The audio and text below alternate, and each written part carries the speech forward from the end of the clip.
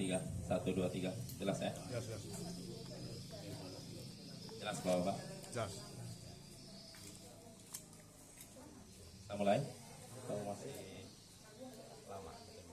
1922. Oh ya udah mulai aja.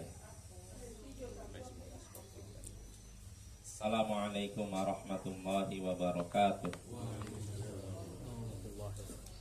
Alhamdulillahi rabbil alamin.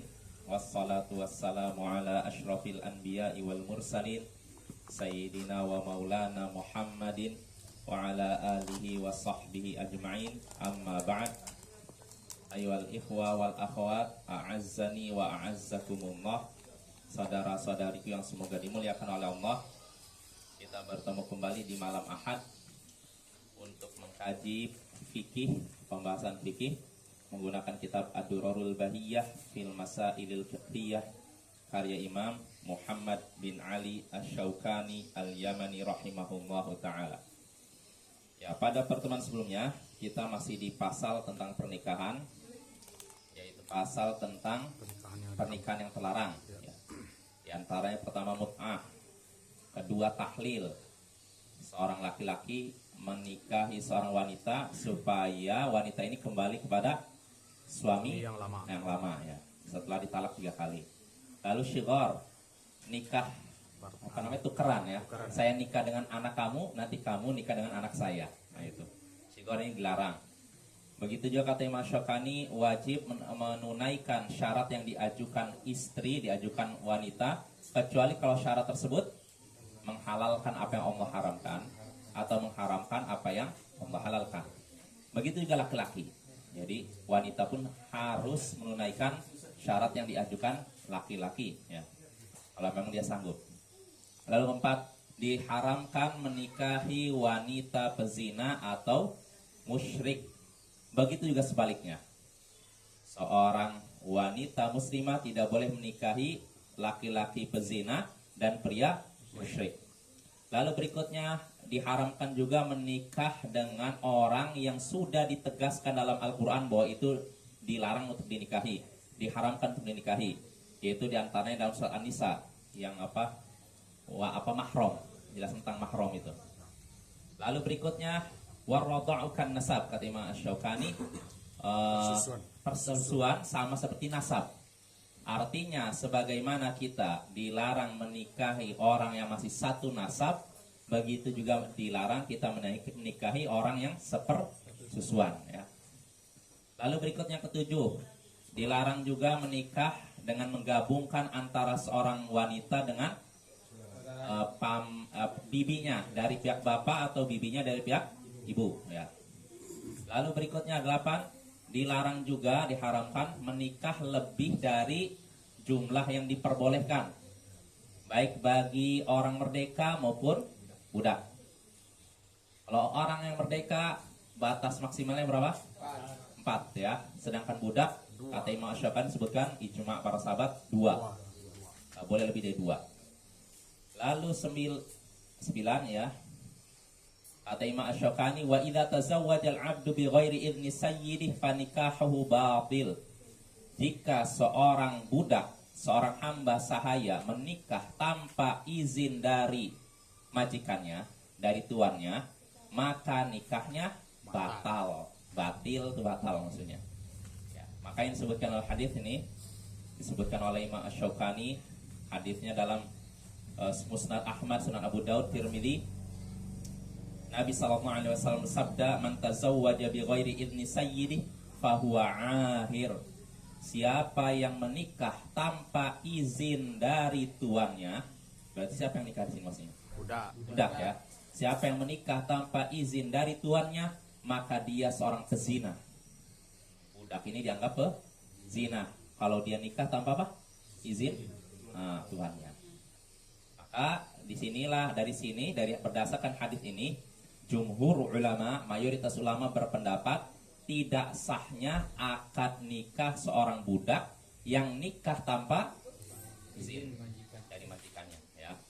Ini tidak sah menurut mayoritas ulama. Walaupun sebagian ulama menyatakan dia terlarang, dia sudah terjatuh dalam haram, tapi akadnya sah ya. Ini disebutkan oleh Imam Syaukani pendapat Imam Malik. Ya. Siapa Imam Malik? Imam besar, ya. Darul Hijrah, imam besar kota Madinah, imam mazhab terkenal. Tapi ternyata beliau melontarkan satu pendapat yang bertentangan dengan hadis. Maka apa sikap kita yang seharusnya? Imam Malik sosok yang mulia tidak? Ilmunya luas tidak? Terhormat tidak? Ya, tapi kalau beliau pendapatnya bertentangan dengan hadis, sikap kita bagaimana? Tetap ikut Imam Malik dalam hal itu? Kita ikut dalil ya. Maka dalam ini tentu saja pendapat Imam Malik tidak bisa kita terima. Kita mengikuti pendapat mayoritas ulama karena ada dalilnya dan dalilnya itu kuat. Nah itu pembahasan ke-9 yang diharamkan. Lalu berikutnya apa Bapak?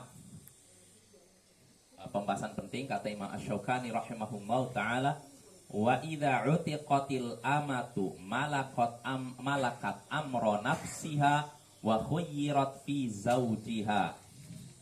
Jika seorang budak perempuan, budak wanita, hamba sahaya wanita dimerdekakan, maka dia menguasai urusan dirinya sendiri dan dia diberikan pilihan terkait suaminya. Saya ulangi lagi, ini pembahasannya mungkin kalau di Indonesia nggak ada, tapi kalau di luar negeri mungkin masih ada ya. Jika seorang budak wanita dimerdekakan dan dia dalam keadaan sudah nikah, dia udah nikah dengan seorang pria ya, prianya budak juga. Nah, kalau seorang budak perempuan dimerdekakan dalam keadaan sudah nikah, maka dia berkuasa atas urusan dirinya dan diberikan pilihan terkait suaminya. Artinya apakah dia lanjut menjadi istri si suami ini yang budak atau dia pisah. Jelas Bapak. Ya, jadi kalau ada budak perempuan yang sudah nikah nih, lalu dimerdekakan oleh majikannya, udah kamu merdeka. Sedangkan dia udah menikah, punya suami yang budak juga, maka si wanita ini diberikan pilihan terkait dirinya. Apa majikannya udah nggak ada lagi, udah mantan majikan, udah nggak bisa ngontrol dia lagi. Dia menentukan nasibnya dirinya sendiri. Apakah saya lanjut nikah dengan pria yang jadi suami saya ini, atau saya pisah? Jelas Bapak ya? Diberikan pilihan. Itu apa jelas? Nah, soal jelas ya. Dalilnya itu dalam hadis Sahih Bukhari Muslim, kisah tentang Barirah dan Mughith. Ya, kisah menyedihkan, romantis. Ya, jadi hadisnya dalam Sahih Muslim dan selainnya bahwasanya Barirah ini diberikan pilihan oleh Nabi ketika dimerdekakan. Barirah diberikan pilihan oleh Nabi, kamu lanjut sama suamimu atau tidak? Dan wa kana zaujuha 'abdan, dan ketika itu suaminya Barirah ini seorang budak juga, mirip dengan dia. Ini pernikahan antara dua budak laki-laki dan perempuan nikah. Nah, tapi majikan si Barirah ini memerdekakan si Barirah. Nah, karena udah dimerdekakan, dia diberikan pilihan. Nabi memberikan pilihan kepada dia untuk milih. Saya lanjut rumah tangga dengan si ini Mughith suaminya, atau dia pisah. Dan ternyata Barirah milih pisah. Sampai akhirnya Mughith nangis di jalan. Suaminya ngikutin terus Barirah dalam keadaan meneteskan air mata. Suaminya masih cinta, tapi istrinya gak cinta sama dia. Ya. Budak. Jadi si wanitanya udah dimerdekakan, merdeka, suaminya masih budak. Kalau si istri mau lanjut silakan, bisa juga. Tapi si istri gak mau. Barirah ini milih pisah dia. Sampai Rasulullah SAW berkata kepada dia, "Lau roja'tihi." Coba kamu kembali aja lah sama siapa? Suamimu, sama si Mughith. Karena Mughith ini si Barirah jalan sini diikuti dalam keadaan meneteskan air mata, berharap kembali. Ini cinta pertama ibaratnya.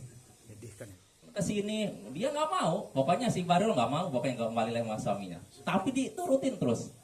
Sampai akhirnya Rasulullah nggak tega kan, wah ini masya Allah ini benar-benar cintanya udah melekat sehingga kemana pun diikuti. Akhirnya Rasulullah berkata kepada Barirah, "Lau roja'tihi." Coba kamu kembalilah kepada suamimu, kepada siapa? Mughith. Maka Barirah berkata, "Ta'muruni ya Rasulullah, engkau menyuruhku untuk apa? Untuk kembali kepada Mughith?" Perintah, artinya engkau memerintahkan aku. Sedangkan perintah Rasulullah itu hukum asalnya apa? Wajib. Maka Barirah bertanya, engkau menyuruhku wahai Rasulullah? Maka apa jawaban Rasulullah? Innama an asfa'. Saya ini cuma pemberi syafaat saja, perantara saja. Syafaat jelas apa maksudnya? Artinya saya tuh memberikan syafaat kepada apa? Mughith, supaya engkau ini kembali kepada Mughith, supaya Barirah kembali kepada Mughith. Saya ini pemberi syafaat saja, perantara saja. Maka kata Barirah apa? La hajata li fi. Aku tidak butuh dia lagi. Luar biasa ini.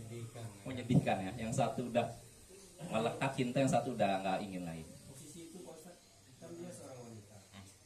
Bisa memutuskan cerai. Enggak, statusnya itu karena udah yang satu dalam posisi merdeka, satu budak. Dia diberikan pilihan. Dia mau lanjut atau tidak, kembali kepada dia karena dia udah merdeka.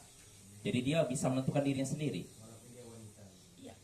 Boleh dia memutuskan. Boleh memutuskan diri. Apakah mau lanjut sama si Mughith, ini suaminya, atau pisah? Ternyata milih pisah dia. Walaupun suaminya benar-benar cinta, kemana-mana diikuti sampai meneteskan air mata. Ya, kan disebutkan para ulama ini termasuk istilahnya apa ya? Kisah tentang cinta sejati, kan gitu. Ya Rasulullah berusaha untuk menggabungkan lagi ini sebenarnya Barirah dengan Mughith, istilahnya disatukan lagi.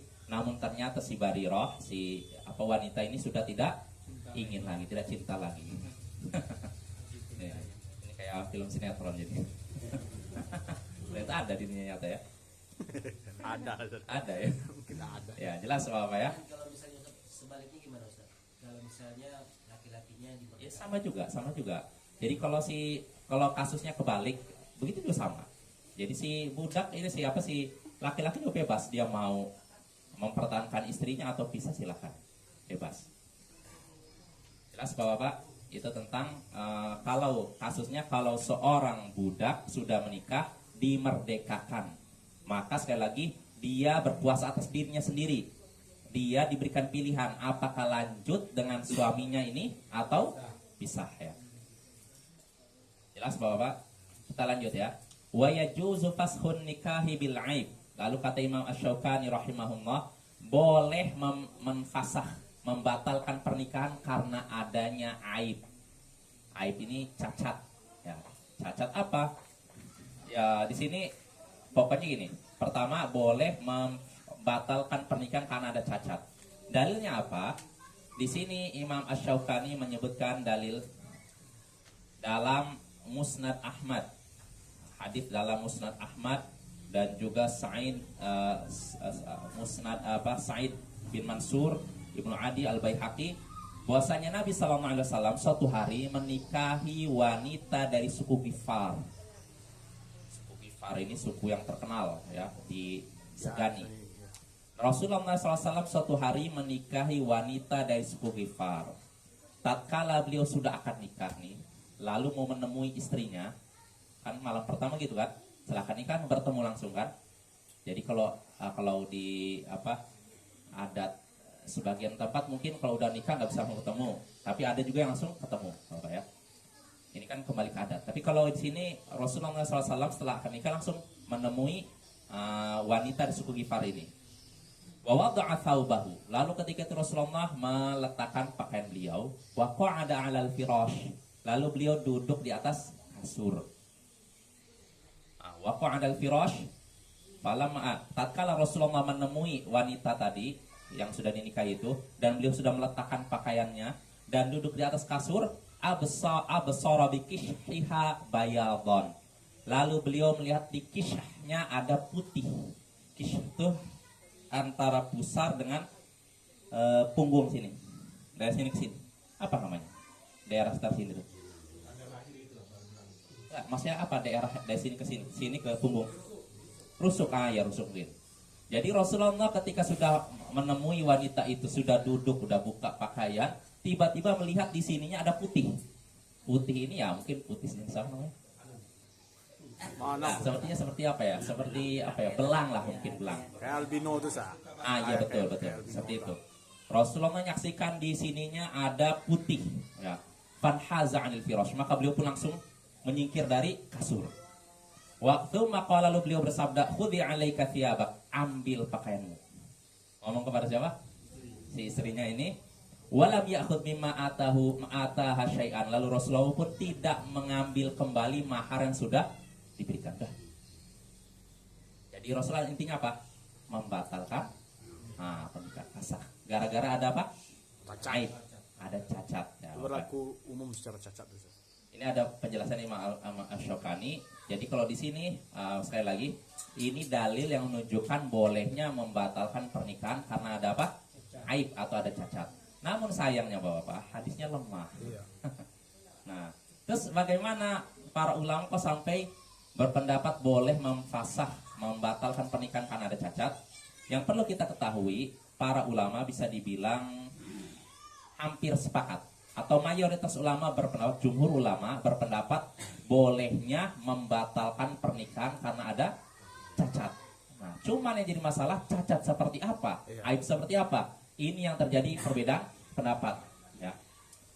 Ada yang menyatakan, diriwayatkan kata Imam Syaukani dari Ali bin Abi Thalib, Umar ibn Abbas, bahwasanya wanita ditolak dalam masalah pernikahan, maksudnya dibatalkan pernikahannya kalau ada cacat yang tiga cacat yang disebutkan dalam riwayat dari Umar bin Al-Khattab, ya disebutkan sih dalam kitab Al-Muwatta, Daruqutni, Sunan Sa'id bin Mansur, bahwasanya Umar berkata, ayyuma mar'atin ghurra biha rajulun biha jununun aw judzabun aw barasun falaha mahruha bima asaba minha. Wanita mana saja yang menyebabkan seorang pria tertipu, wanita mana saja yang menyebabkan seorang pria tertipu karena di situ ada kegilaan, wanita yang gila, atau judam, kusta, atau dia memiliki baros itu sejenis putih tadi itu, maka wanita itu berhak mendapatkan mahar kalau dia sudah terlanjur di gauli. Wanita mana saja yang membuat seorang pria tertipu karena di situ punya penyakit gila, kusta atau belang, sejenis belang, maka dia berhak dapat mahar kalau dia terlanjur di gauli. Artinya apa Bapak? Kalau ada aib seperti tadi, pernikahannya batal. Kalau terlanjur di gauli berarti udah dia dapat mahar yang sudah terlanjur dikasih. Nah itu nggak tahu. Ya. Iya. Itu Umar bin Khattab. Nah, Bapak, kalau dalil tentang bolehnya membatalkan pernikahan karena ada aib berdasarkan hadis Nabi tadi, itu hadisnya apa? Lemah, tidak bisa dipakai. Makanya yang sahih ucapan Umar ini. Kalau ucapan Umar ini sahih. Kata Imam Asy-Syaukani, warijalu isnadi thiqat. Perawi sanad Umar ini thiqat. Orang-orang terpercaya. Jadi artinya ini sahih sampai siapa? Umar bin Khattab. Adapun sampai Nabi, sekali lagi hadisnya apa? Tidak sahih. Yang jadi masalah, kalau perkataan sahabat bisa kita terima tidak? Ya, kalau sahabat menyampaikan sesuatu lalu tidak ada yang menentangnya, tidak ada sahabat yang menentangnya, maka kita terima. Jelas Bapak ya? Apalagi Umar bin Khattab. Umar bin Khattab termasuk siapa? Khulafaur Rasyidin. Sedangkan Nabi sudah bersabda dalam hadis Sunan Abu Daud Tirmidzi, "Alaikum bisunnati wa sunnatil khulafa'ir rasyidin al-mahdiyyin min ba'di." Waalaikumsalam. Hendaknya kalian memegang sunnahku dan sunnah khulafa ar-rasyidin yang terbimbing setelahku. Dan Umar bin Khattab termasuk siapa? Khulafa ar-rasyidin ya. Maka dalam ini ucapan Umar bisa kita pegang. Jadi di antara aib yang menyebabkan pernikahan difasakh, dibatalkan, di antaranya gila. Orang nikah dengan wanita setelah malam pertama, gila ternyata, maka bisa dibatalkan. Lalu kedua judam, kusta. Ya, kusta ini kan penyakit yang bagi orang zaman dulu, zaman sekarang juga kan agak bikin orang gimana kan? Iya. Sedangkan Nabi pernah berkata, firra minal asad, firra minal majdum, kafirarika minal asad. Larilah engkau dari orang penderita kusta sebagaimana engkau lari dari singa. Artinya kita disuruh apa? Menghindar, bukan malah mendekat. Ya. Nah ini aib kedua. Lalu yang ketiga baros. Baros itu putih. Apa seperti apa sebenarnya? Bahasa Indonesia apa? Belang atau apa? Ya belang aja lah, ayah. Apa namanya? Susah ya. Balak-balak kalau bahasanya. Apa Pak? Ya udah mungkin itulah. Istilah albino atau istilahnya apa? Iya itu albino itu penyakit. Ya mungkin seperti itu. Saya juga nggak tahu juga sih namanya apa secara pasti. Cuman baros itu putih membekas gitu. Nah itu Bapak. Jadi sekali lagi mayoritas ulama, jumhur ulama berpendapat nikah bisa difasakh, bisa batal karena ada apa? Ada cacat. Namun mereka berbeda pendapat cacat seperti apa? Yang ternukil dari Ali bin Abi Thalib, Umar bin Al-Khattab, Ibnu Abbas, yang cacat yang menyebabkan nikah difasakh yaitu cacat 3 tadi. Gila, apalagi Baros. kusta, Kusta, baros. lalu putih tadi itu apa belang lah atau apalah belang ya. Lalu yang ketiga, yang keempat, 3 selain 3, 4 ternukil dari Umar juga, Ali sama Ibnu Abbas. Selain 3 tadi tambah satu lagi yaitu ada fil farj, maaf, penyakit di kemaluan. Kemaluan ya seperti apa penyakit yang bisa membahayakan salah satu pasangan. Penyakit seperti mungkin raja singa atau apalagi herpes atau apa itu AIDS misalkan, itu bisa fasakh kalau ada apa aib seperti itu, cacat seperti itu. Kalau si wanitanya ketahuan mandul, Ustaz, gimana? Boleh? Mandul. Nah inilah makanya di sini ada beda pendapat masalah mandul, apakah termasuk aib yang yang membatalkan pernikahan atau tidak. Kalau Umar bin Khattab tadi cuma 3 tadi tambah 1 penyakit di situ di kemaluan. Sedangkan sebagian ulama kata Imam Asy-Syaukani ila annal mar dhahaba ba'du ahli ilm ila annal mar'ata turaddu bi kulli aibin turaddu bil jariyatu fil bai'. Sebagian ulama berpendapat bahwasanya seorang wanita, seorang istri ditolak pernikahannya, dibatalkan pernikahannya karena aib yang menyebabkan seorang budak perempuan tidak diterima dalam jual beli. Artinya gini, kalau dalam jual beli misalkan ada seorang budak perempuan mau dibeli, ini ada mungkin telinganya yang robek atau mungkin nggak enak dilihat kok. Kalau dalam jual beli aja nggak diterima, begitu juga dalam pernikahan. Ini pendapat sebagian ulama. Allahu a'lam ya. Ini Bapak ya, jadi ada beberapa pendapat dan ini pendapat yang ditarjih yang dikuatkan oleh Imam Ibnu Qayyim. Jadi Imam Ibnu Qayyim gini Bapak. Kalau dalam kasus kita misalkan ada pasar budak nih, seorang mau beli budak perempuan.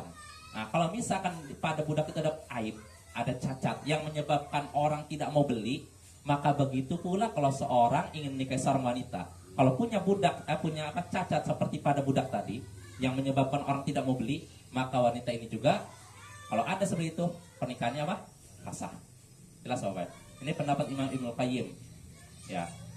Dan ada lagi sebagian ulama kata Imam Syaukani bahwasanya wanita dibatalkan pernikahannya kalau ada 3 tadi, apa tadi, gila, kusta, sama belang ya. Ditambah ini tambah ini wanita. Kalau pria ya, ditambah cuk, kemaluan hilang, terpotong. Ya. Wal unnah, impoten ya. Lemah syahwat. Nah ini untuk laki-laki. Tadi kan perempuan. Jadi ini artinya digabungkan aib baik laki-laki maupun perempuan. Jadi selain 3 tadi, ini berlaku untuk laki-laki perempuan ya. Gila, apalagi kusta, belang, ditambah kemaluannya terpotong atau lemah syahwat. Jelas Bapak? Terus bagaimana dengan ini? Dengan apa tadi mandul? Nggak disebutkan oleh Imam Asy-Syaukani. Makanya Allahu a'lam, pendapat yang saya yakini aib yang menyebabkan nikah itu batal itu kalau aibnya itu membuat kita menghilangkan kenikmatan, merasa jijik untuk mendekat atau mengurangi kenikmatan dalam pernikahan. Jijik ya maksudnya, contohnya apa ya, seperti apa, kusta. Kalau orang punya penyakit kusta kan rasanya gimana kan ya, atau penyakit seperti tadi belang semacamnya, itu diantaranya. Atau menyebabkan kurangnya nikmat pernikahan. Seperti apa? Ya misalkan tadi laki-laki seperti itu. Atau kalau wanita maaf seperti rotek tuh nggak bisa itu. Konflik apa namanya sih? Jadi artinya rapat nggak bisa diitukan. Apa namanya? Itu bahas istilah kedokteran. Apa? Frigid kalau memang itu menyebabkan orang nggak jadi kurang nikmat pernikahan, bisa juga.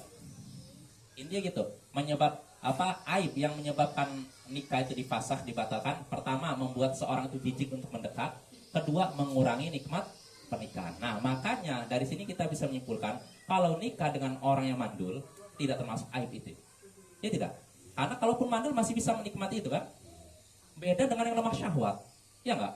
Kalau orang lemah syahwat apa yang mau diharapkan kan? Ya tidak. Tapi kalau mandul masih. Jelas Bapak ya? Makanya dulu saya pernah juga di kelas dulu dosen fikih juga ditanya tentang apakah boleh seorang istri minta cerai karena suaminya mandul. Pendapat sebagian ulama memang boleh, tapi kalau dosen ini berpendapat enggak. Karena itu bukan termasuk aib yang istilahnya membolehkan kita minta cerai katanya. Kecuali kalau suami lemah syahwat lain lagi. Tapi kalau mandul ini kan menghalangi seorang untuk mendapatkan kenikmatan. Betul tidak Bapak? Ya, karena masih bisa merasakan kan, walaupun dia tidak dapat mungkin yaitu anak.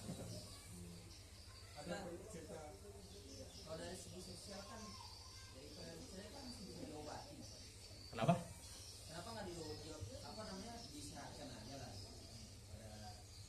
Yang mana nih?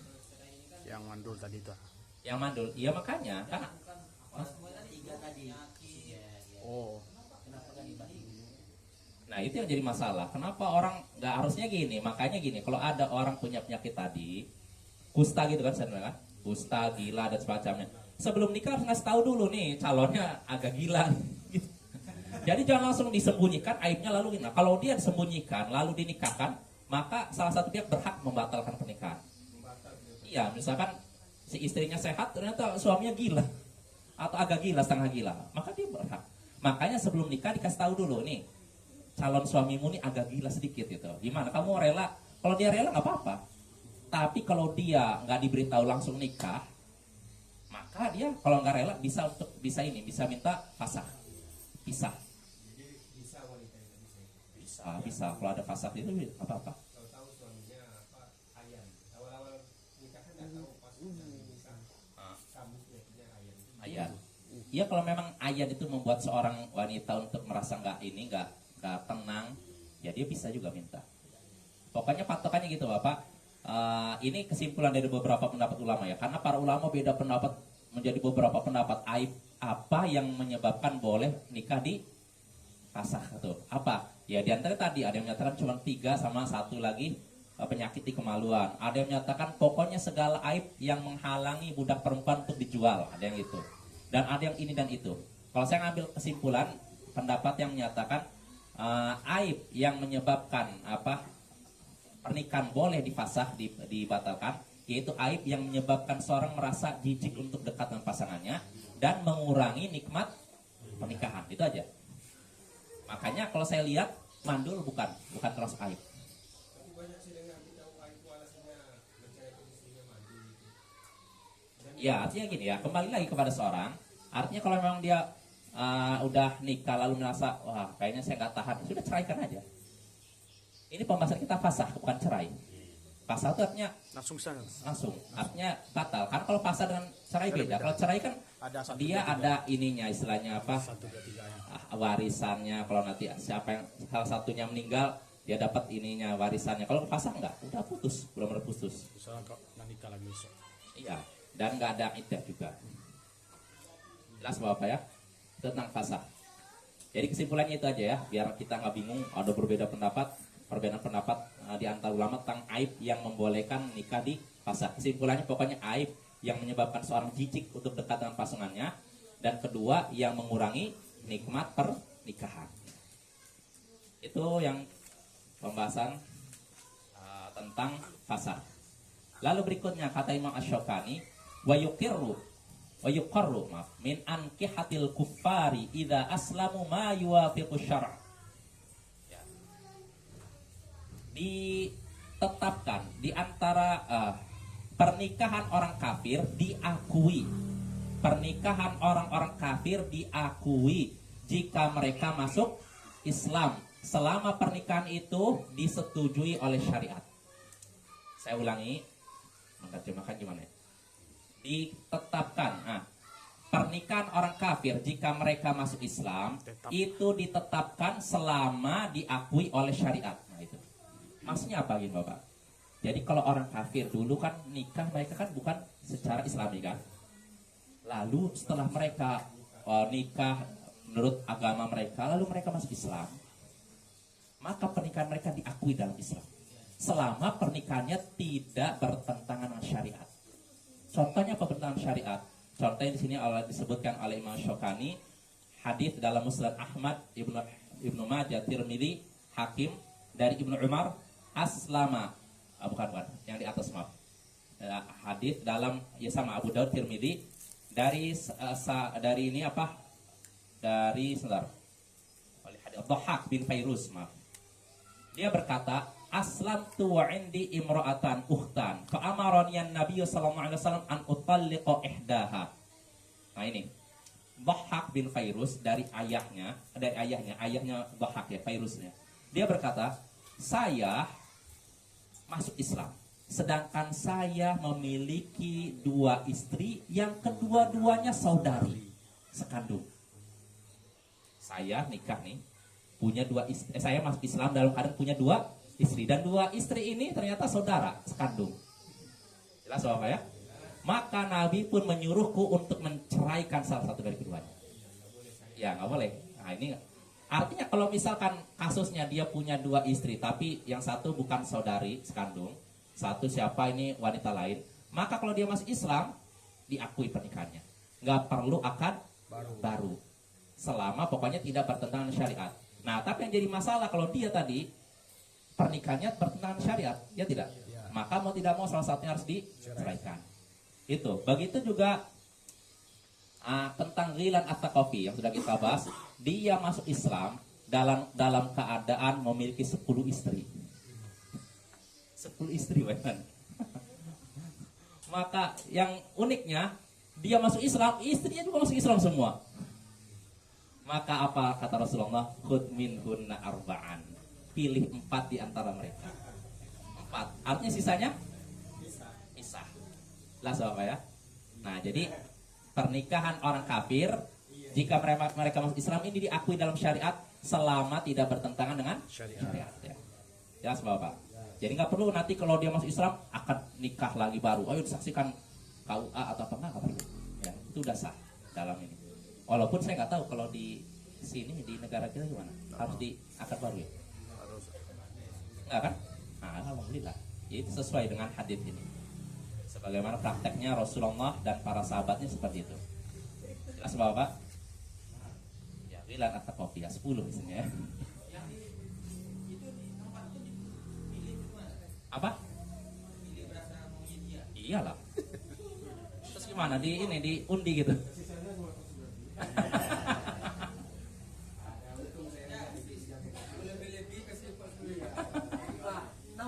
Iya. Ini kan yang selebihnya itu apa di Amerika Serikat sama atau gimana itu kan bingung. Apa tetap dikasih nafkah gitu kan? Oh, enggak lah. Gimana kasih nafkah? Bukan istrinya. Atau dikasih sama enggak?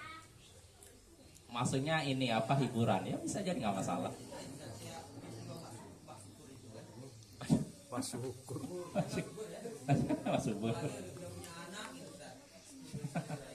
Itulah. Maka mereka bilang kenapa saya, kenapa nggak dia nih? Ya itulah kayak pentingnya ilmu itu. Ya kita lanjut Bapak ya.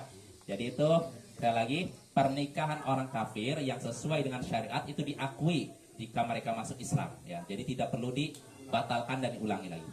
Lalu berikutnya, ini penting juga nih. Wa idza aslama ahadu zaujain in fasakhon nikahu wa tajibul iddah. Nah ini. Jika kata Imam Syukani di sini, jika salah satu dari pasangan suami istri masuk Islam, dua-duanya kafir. Lalu salah seorang yang masuk Islam, maka nikahnya fasakh, batal. Dan si istri wajib iddah. Jelas, Bapak? Jadi kalau misalkan ada sepasang suami istri kafir, salah satunya masuk Islam, maka nikahnya batal dan si istri wajib menjalani iddah. Ya, dalilnya apa? Disebutkan oleh Sahih Bukhari dari perkataan Ibnu Abbas. Di sini kata Ibnu Abbas, kana idza hajaratil mar'atu min al-harb lam tuhtab hatta tahidha wa tathur. Fa idza tahurat halalahan nikah.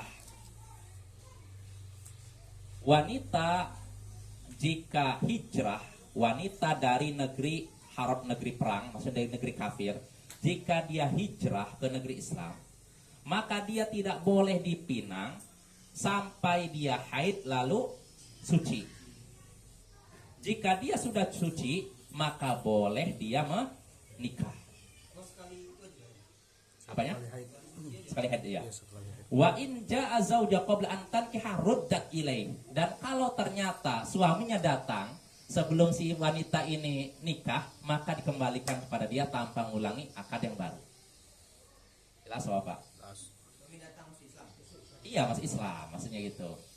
Atau saya bacakan berikutnya lagi poinnya biar nyambung ya. Jadi kata Imam Syafi'i berikutnya nih. Fa in aslama walam tatazawwajil mar'atu kana 'ala nikahihal awwal walau talatil muddah idza ikhtara dzalik. Dan jika si suami ini ikut masuk Islam, tadi kan gini, sepasang suami istri, salah satunya masuk Islam, istrinya ya masuk Islam ya. Maka si istri ini sekali lagi, kalau udah pisah nikah, dia wajib iddah. Nah kalau udah selesai iddah, dia boleh nikah dengan pria lain yang muslim, jelas? Nah tapi kalau masalahnya kata Imam Syafi'i, jika si suaminya nih masuk Islam juga, dan ternyata si istrinya ini, mantan istrinya belum nikah dengan pria lain, maka si suami boleh bersatu kembali berdasarkan nikah yang pertama. Gak perlu mengulangi lagi akan nikah baru, walaupun masanya panjang. Yang misalkan si istri nikahnya tahun 2020, si suami baru masuk Islam 2022, dan si istri belum nikah, maka nggak apa-apa, langsung kembali tanpa perlu akad baru. Ya, dalilnya tadi ucapan Ibnu Abbas dan juga praktek dari Nabi Sallallahu Alaihi Wasallam, beliau mengembalikan putrinya Zainab kepada Abil As berdasarkan akad yang pertama. Jelas Bapak? Akad pertama maksudnya apa? Akad dia dulu waktu masih musyrik. Ya, di sini disebutkan hadisnya. Kata Imam Syafi'i, Nabi Sallallahu Alaihi Wasallam mengembalikan putri beliau Zainab kepada Abil As, suaminya yang pertama.